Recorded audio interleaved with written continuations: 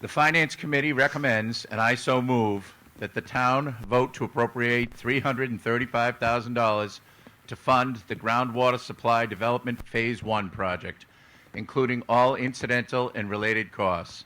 And I further move to authorize the town treasurer, with the approval of the Board of Selectmen, to borrow the total sum pursuant to GL C-44, Section 7 or 8, or any other enabling authority, and issue bonds and notes therefore.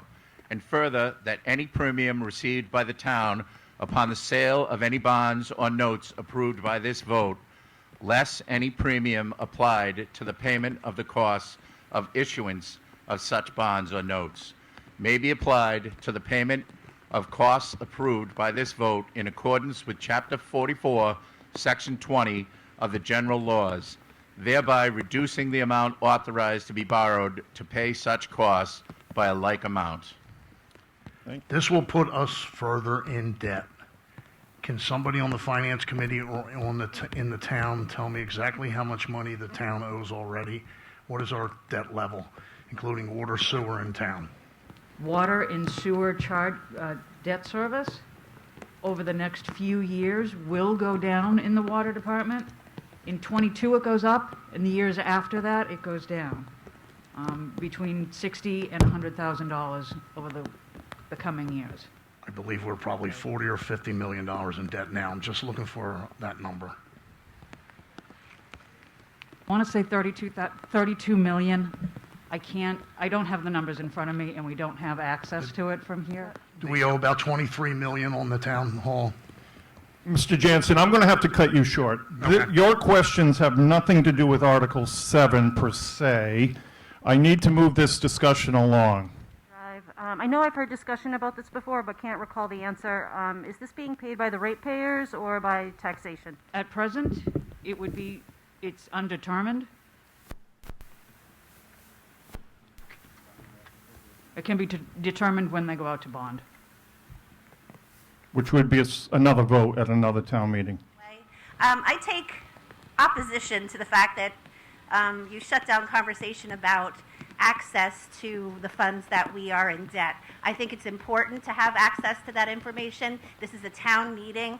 We should have that information in front of us.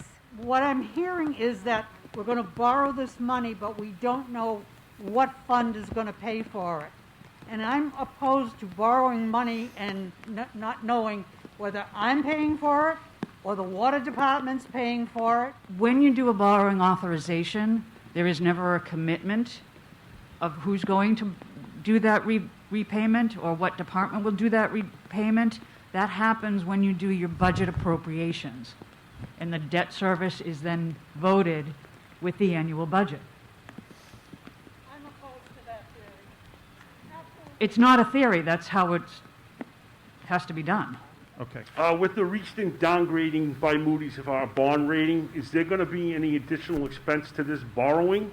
Shouldn't we be planning through a policy first and then budget? I think you kind of, in my estimation, from what you just said, you've kind of said, hey, let's get the money first and then let's plan. I think that's a little backwards to me. Thank you.